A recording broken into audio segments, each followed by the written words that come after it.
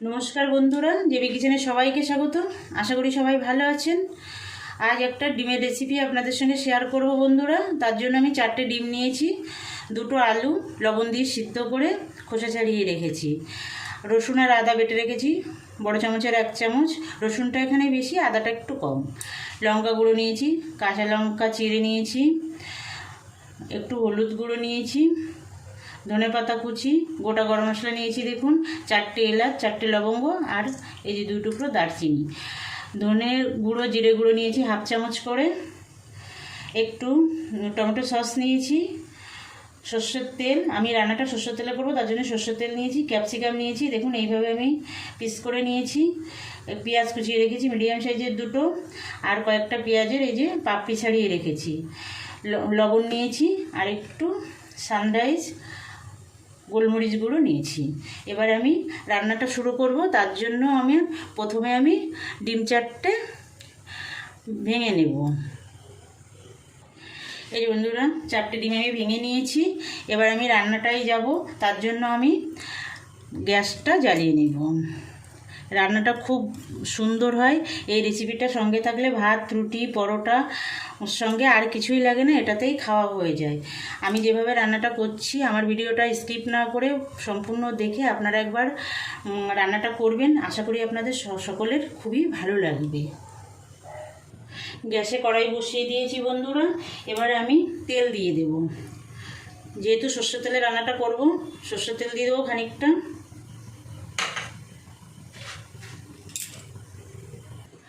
তেল গরম হয়ে গেছে, আমি কড়াইতে একটু তেলটা লাগিয়ে দেবো। প্রথমে আমি ডিমের ভুজিয়াটা বানিয়ে নেব। খুব চটজলদি রান্নাটা হয়ে যায়, কিন্তু খেতে হয় দুর্দান্ত বন্ধুরা। এবার আমি ডিমটা দিয়ে দেবো।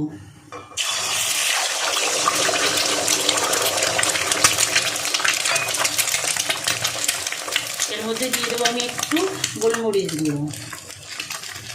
গোলমরিচ গুঁড়োটা দেবেন বন্ধুরা, ডিমে যে একটা গন্ধ থাকে সেই গন্ধটা কেটে যায় আর খেতেও ভালো লাগে। আর এই গোলমরিচে হজম শক্তি বাড়ায়, হজম করে দেয় খাবার। সব একসঙ্গে মিশিয়ে দেবো। দিয়ে দেবো একটু লবণ,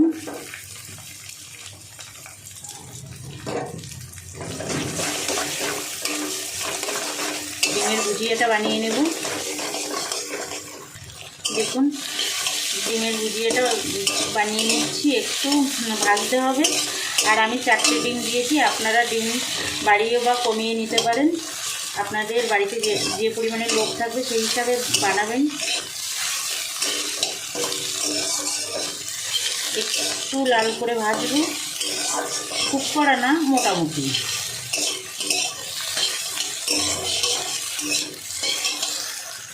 দেখুন এবার একটু সামান্য ধনেপাতা দিয়ে দেবো।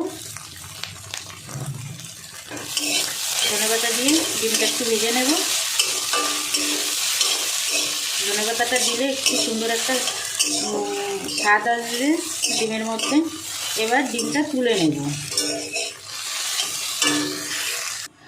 ডিমটা তুলে নিয়েছি, আবার খানিকটা আমি সর্ষের তেল দিয়ে দেব।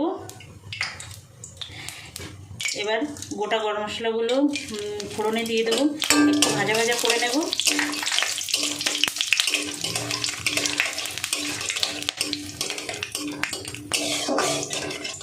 ফোড়ন থেকে সুন্দর একটা গন্ধ বেরোলে তখন আমি এই যে কুচিয়ে রাখা পেঁয়াজটা দিয়ে দেবো।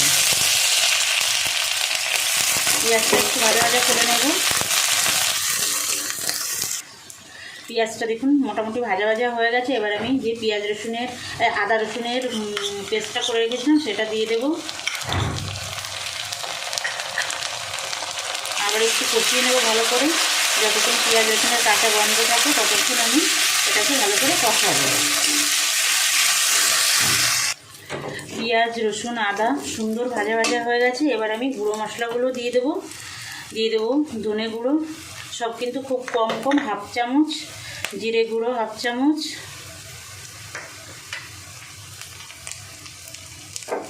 একটু হলুদ গুঁড়ো দিয়ে দেব,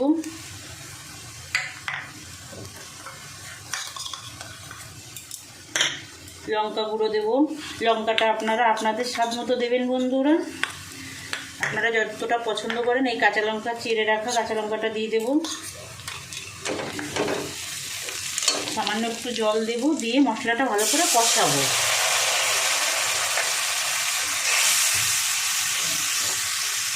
দেখুন বন্ধুরা, মশলা থেকে পুরো তেল ছেড়ে দিয়েছে।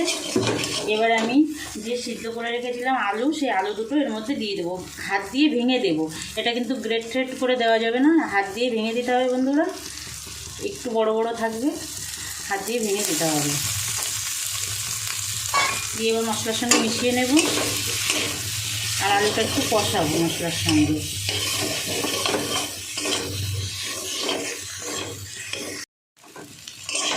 দেখুন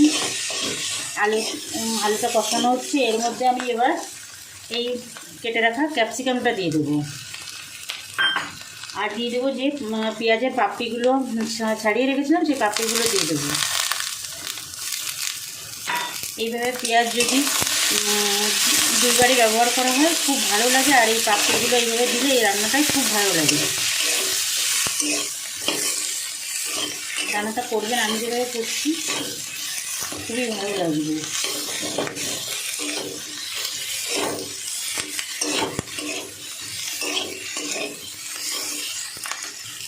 দেখুন বন্ধুরা, মোটামুটি কষিয়ে নিয়েছি। এবার আমি এই যে টমেটো সসটা নিয়েছিলাম, এই টমেটো সসটা দিয়ে দেবো।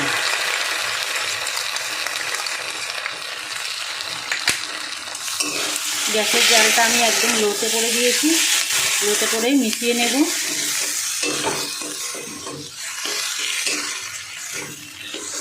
এবার আমি স্বাদ মতো লবণ দিয়ে দেব। আপনারা যদি চান এই পর্যায়ে একটু চিনি দিতে পারেন।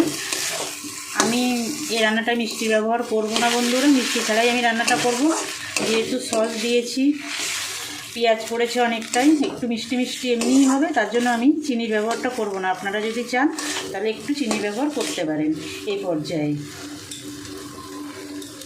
সামান্য একটু ধনেপাতা কুচি দিয়ে দেব।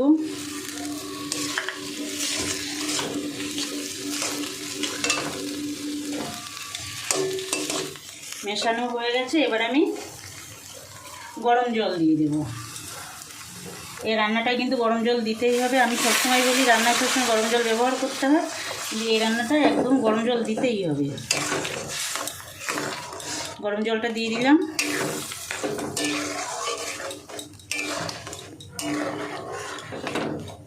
দেখুন বন্ধুরা, ঝোলটা ফুটে উঠেছে। এবার একটু ঢাকা দিয়ে 2 মিনিট জাল করে নেব। মিডিয়াম আঁচে রাখবো।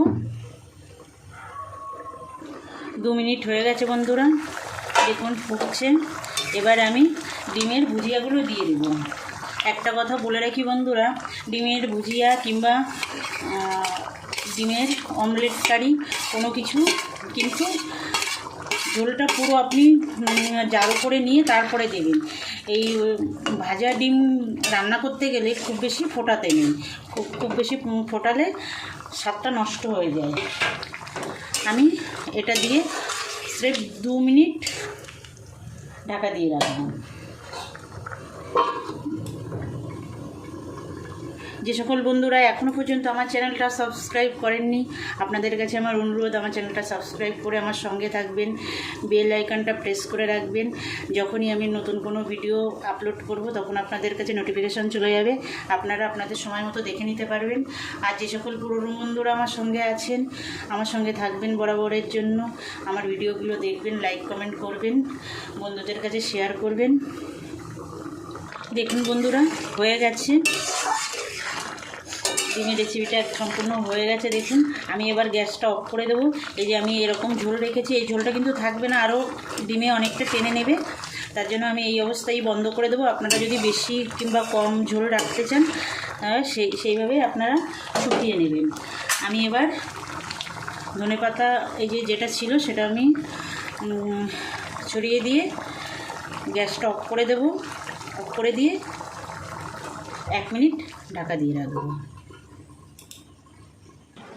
দেখুন বন্ধুরা, হয়ে গেছে ডিমের ভুজিয়া কারি।